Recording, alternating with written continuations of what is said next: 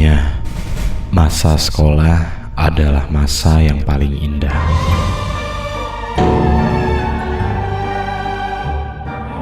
Tapi mereka lupa. Di balik masa indah, ada sisi lain di sekolah yang siap untuk meninggalkan kenangan pahit yang tak terlupakan. School Horror Stories.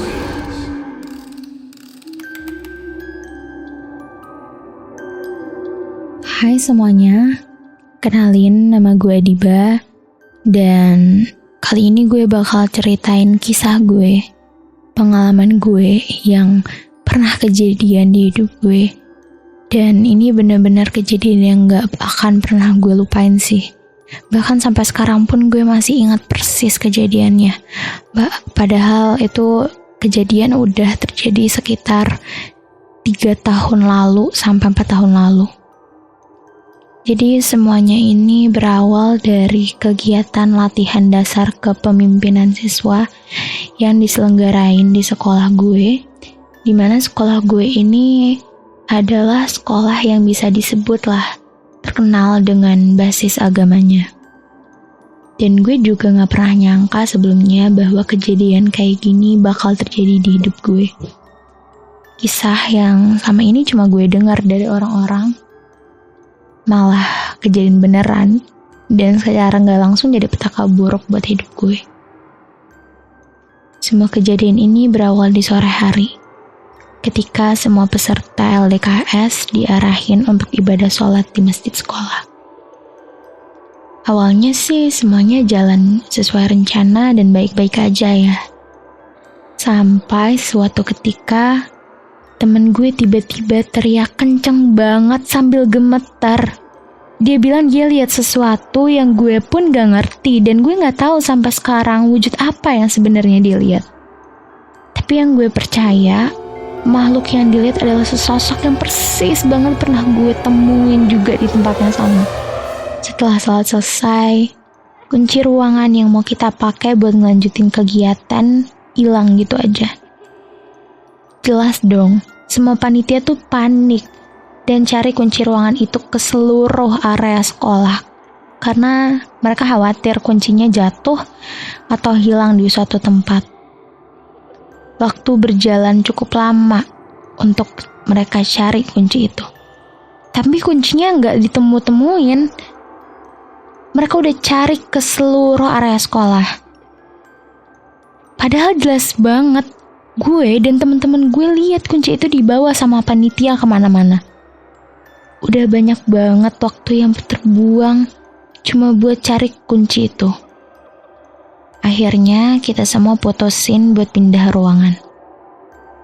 Semenjak kejadian hilang kunci itu, teman-teman gue yang emang bisa lihat bilang kalau ini sebenarnya pertanda buruk. Tapi kita semua berusaha untuk berpikir positif demi kelancaran acara yang masih panjang. Selang beberapa waktu kemudian, saat kegiatan udah mulai dilakukan dan ruangannya juga udah kita pindahin, kunci ruangan yang tadinya mau kita pakai baru ditemuin dengan tempat yang gak logis sama sekali. Soalnya emang ada yang ngarahin kita ke ruangan yang baru. Gue gak tahu pasti tempat kunci itu ditemuin di mana. Tapi yang gue tahu dan yang bener-bener terjadi, gak mungkin ada orang yang naruh kunci ruangan di tempat kayak gitu. Dan kita semua gak ada yang ngaku pernah lewat area situ semenjak sore tadi. Suasana udah makin gak enak, tapi kita semua berusaha buat lanjutin acaranya sampai selesai. Temen gue yang emang bisa lihat udah sempet kasih peringatan ke salah satu panitia. Sebutlah nama panitianya Sri. Temen gue kasih peringatan ke Sri kalau habis ini bakalan ada kejadian, karena emang ruangan yang kita pakai sekarang ya bukan ruangan yang tergolong aman, apalagi bakal kita pakai sampai malam hari. Tapi Sri nolak buat percaya. Waktu berlahan-lahan mulai terkuras. Sampai gak kerasa waktu udah nunjukin pukul 6 sore. Karena udah masukin waktu sholat, akhirnya semua kegiatan diberhentiin untuk melaksanain ibadah sholat. Teman-teman gue yang lagi datang bulan saat itu tentunya gak ikut ke masjid, termasuk Sri. Kemudian jadwal setelah melaksanakan ibadah sholat adalah makan malam. Makanya kita semua ngantri dong untuk ambil giliran jatah makan yang disediain. Pas kita ngantri, Sri yang merupakan salah satu panitia yang tadi gue ceritain, tiba-tiba nangis sambil ngerintis kesakitan, seolah ada sesuatu di kakinya. Ya awalnya gue kira Sri cuma lagi sakit biasa, atau habis digigit serangga gitu, makanya dia sampai nangis kayak gitu. Tapi teman gue yang tadi bisa lihat bilang, kalau itu bukan sakit biasa.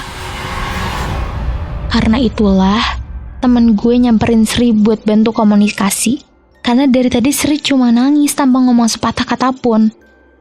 Gak lama setelah temen gue bantu komunikasi, temen gue ikutan nangis dan ngerintih kesakitan juga. Sama kayak Sri. Gue udah yakin banget kalau apa yang temen gue bilang tadi bener-bener kejadian. Tapi masih banyak panitia dan peserta acara yang belum sadar saat itu.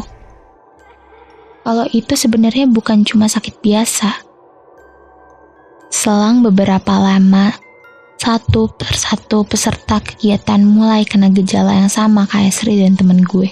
Akhirnya kegiatan diberhentiin dan kita semua dipulangin.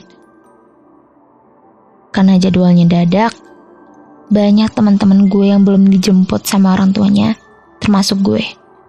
Dan mereka yang belum dijemput diperintahin untuk tidak keluar gerbang. Doa-doa pun dikumandangkan di seluruh area sekolah. Suasana udah makin gak enak. Jadi gue membantah dan gue keluar dari sekolah bareng sama beberapa teman gue. Untungnya gue dan teman-teman gue berhasil keluar dari sekolah. Karena semua orang yang masih ada di dalam satu persatu mulai jatuh pingsan. Dan saat sadar gejala mereka sama kayak Sri. Teman-teman gue yang udah bareng sama gue di luar gerbang berempati dan ngerasa kalau mereka harus nolongin teman-teman yang masih ada di dalam. Gue sempat nahan mereka karena sekarang bukan saat yang tepat buat saling bantu. Tapi teman gue maksa buat masuk. Dan akhirnya gue sendirian di luar. Teman-teman gue yang tadi masuk ngebawa keluar orang-orang dalam yang udah kena. Gue lega sebenarnya. Tapi di satu sisi, gue ngerasa ada yang gak beres setelah mereka keluar. Karena hawa di sekitar gue jadi bener-bener gak enak. Gue berasa berat banget kayak nahan beban. Dan sekujur badan gue panas. Gue berusaha buat lawan semua rasa itu biar gue gak ikut kena juga. Tapi beda hal dengan teman-teman gue yang tadi masuk. Mereka gak ada yang bisa tahan dan akhirnya satu persatu dari mereka juga kena. Gue gak tahu harus berbuat apa pada saat itu. Jadi akhirnya gue cuma berdoa sambil berusaha supaya gue gak ikutan kena juga.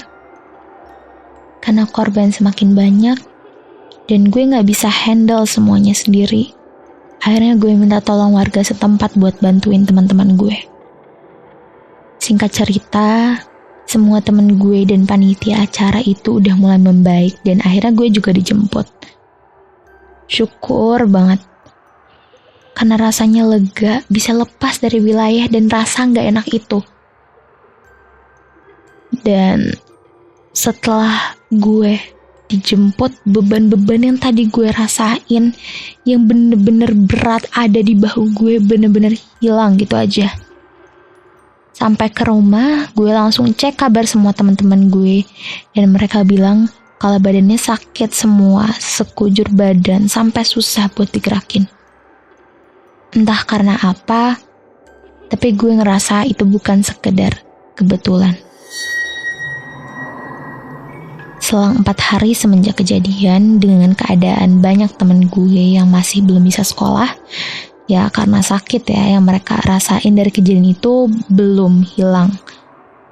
Beberapa peserta kegiatan penasaran nih, apa sih yang sebenarnya terjadi sampai kejadian kemarin tuh bisa terjadi? Mereka cari alasan tersebut ke si isi sekolah. Dan bener aja, mereka nemuin sebuah lukisan perempuan abstrak di lemari sekolah. Di mana lemari itu udah gak pernah kepake lagi selama bertahun-tahun. Dan lo tahu apa? Lemari itu ditemuin persis di samping ruangan yang kemarin kita pakai. Dan setelah dilihat, perempuan yang ada di lukisan itu persis wujudnya sama apa yang teman-teman gue lihat. Karena mereka semua rasa ada yang gak beres nih sama lukisannya, akhirnya mereka mutusin buat bakar lukisan itu.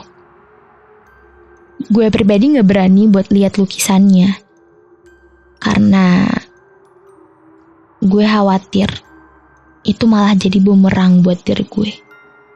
Gue pikir karena lukisan itu udah dibakar, kejadian-kejadian aneh bakal perlahan-lahan hilang dan bisa teman-teman gue sembuhin gitu. Tapi nyatanya enggak. Teman-teman gue yang tadi sakit, gejalanya masih sama. Dan selang beberapa hari semenjak lukisan itu dibakar, adik kelas gue nih, yang saat itu lagi ekskul bareng sama gue di sekitar tempat lukisan itu ditemuin. Dan kita bisa dibilang itu capek banget sih, karena kegiatannya sampai sore kan. Tiba-tiba nangis dan jatuh pingsan. Gue pikir dia pingsan karena kecapean. Tapi setelah sadar, gue tanya sebenarnya apa yang sebenarnya dipikirin sampai bisa pingsan kayak gitu. Dia bilang dia lihat sosok perempuan persis di belakang gue. Tapi alhamdulillah sekarang gue udah lulus, dan karena sekolah gue juga sempat ditutup beberapa lama, jadi gue udah gak pernah ngalamin kejadian kayak gitu. Tapi gue mau kasih pesan buat teman-teman semua. Kalian harus ingat, dimanapun kalian berada, kapanpun kalian berpijak, mereka pasti ada di sekeliling kita dan mengawasi kita.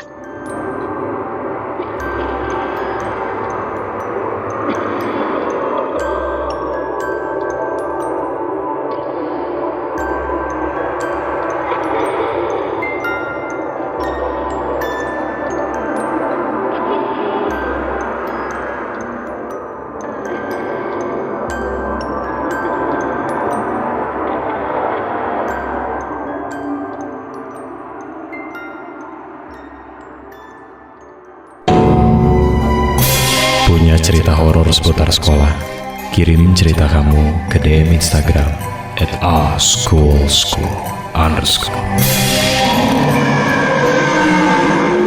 School Horror Stories. Tidak semua kisah sekolah itu